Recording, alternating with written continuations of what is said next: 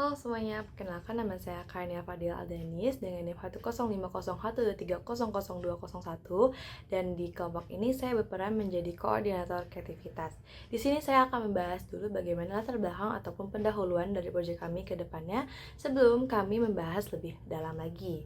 Nah, seperti yang kita ketahui bahwa banjir ini tuh sering terjadi belakangan ini di beberapa titik lokasi khususnya di daerah Bandung.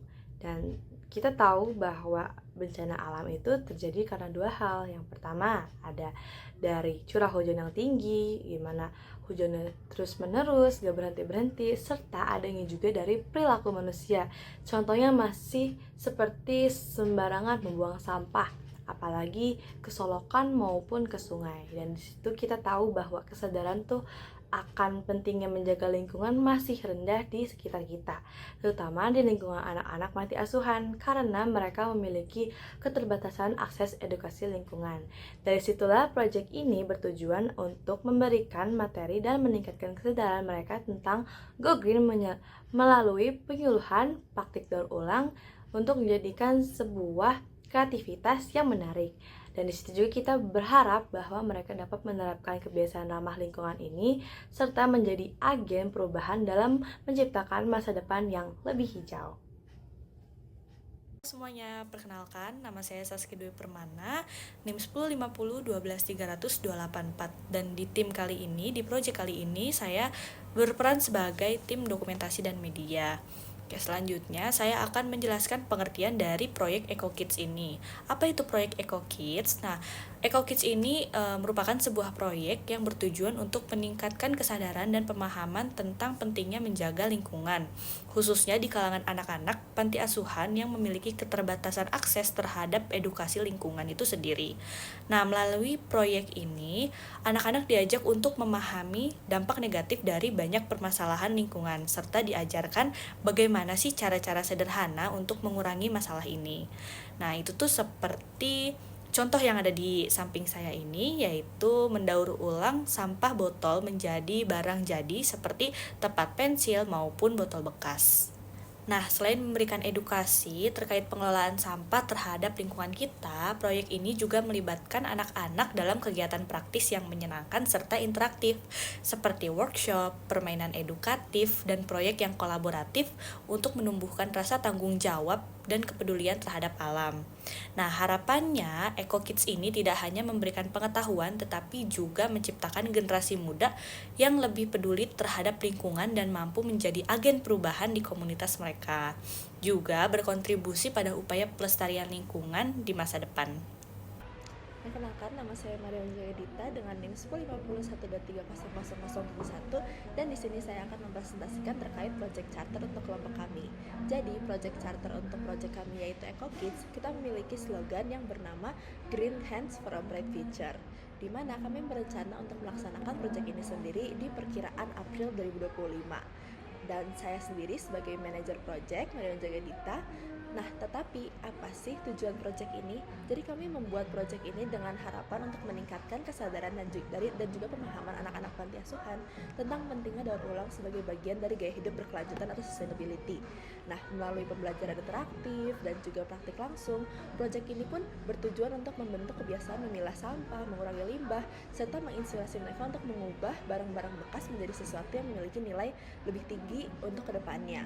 Jadi dengan demikian, anak-anak tidak hanya memahami dampak lingkungan dari sampah yang buruk, tetapi juga dapat berkontribusi dalam menjaga kelestarian bumi sejak dini. Nah, kami sendiri berencana untuk mengeluarkan anggaran dari angka 50.000 sampai 100.000 dengan tujuan pengeluarannya sendiri untuk dalam berupa hadiah yang berupa snack untuk anak-anak panti yang aktif dalam berbagai macam kegiatan dan juga alat dan juga bahan pembelajaran yang akan digunakan.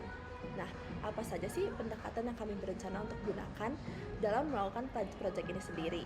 Yang pertama, kami akan berencana membuat acara interaktif untuk mengenai permainan ataupun dalam bentuk kuis yang berhubungan dengan daur ulang sendiri. Yang kedua, kami akan melakukan workshop kreatif membuat kerajinan tangan dari bahan-bahan bekas seperti botol plastik, sedotan, dan juga lainnya. Dan yang ketiga, kami akan melakukan perlombaan kreatif daur ulang di mana kami membagi anak-anak dalam kelompok tertentu dan juga menentang mereka membuat produk kreatif dari bahan-bahan bekas dalam waktu tertentu. Nah, yang terakhir, kami akan melakukan penontonan video mengenai sampah di dunia nyata dan juga memberitahu kepada anak-anak tersebut apa sih dampak buruknya ke kehidupan kita. Dan dilanjut dengan berbagai macam jabatan dan juga tanggung jawabnya di masing-masing kelompok kami. Yang pertama ada saya sendiri sebagai manajer proyek untuk kelompok ini yang bertanggung jawab untuk mengkoordinasikan proyek dan juga memastikan kelancaran kegiatan dari awal sampai akhir.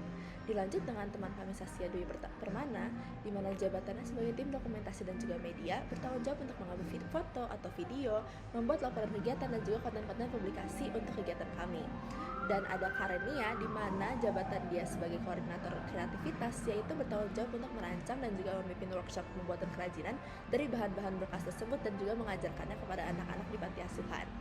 Ada juga Anya Umira, di mana jabatannya sebagai koordinator edukasi bertanggung jawab untuk menyusun materi edukasi dan juga mengajarkan anak-anak terkait daur ulang.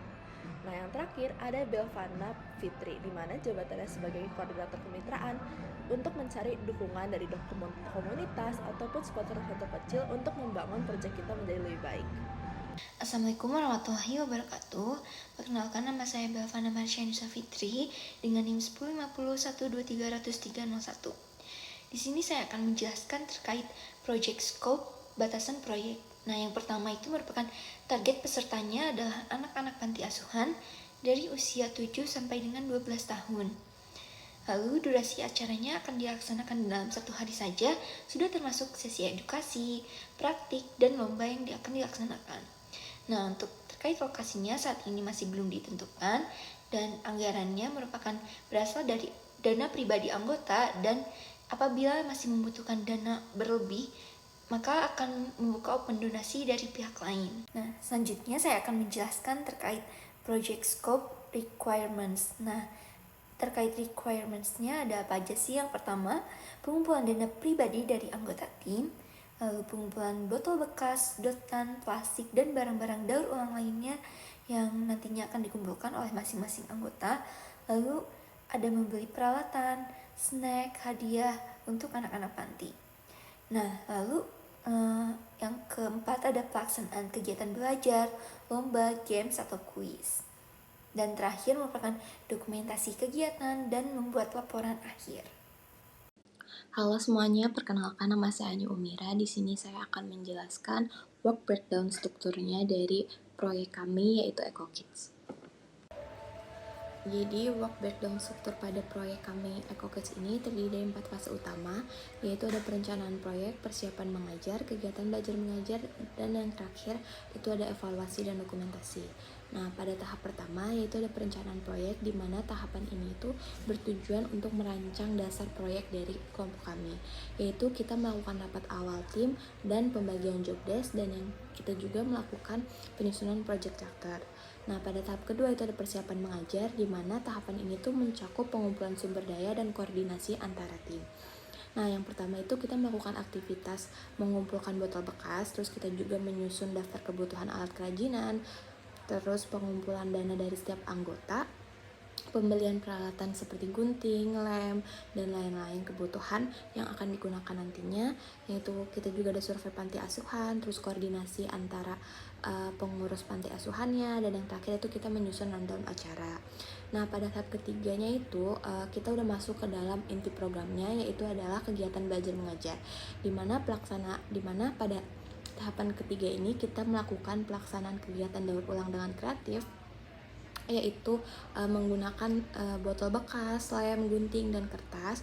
Dan yang kedua itu ada implementasi konsep 3R, yaitu reduce, reuse, dan recycle, dimana di sini kita akan menyampaikan budaya ramah lingkungan seperti tidak membuang sampah sembarangan dan penggunaan eco-friendly product.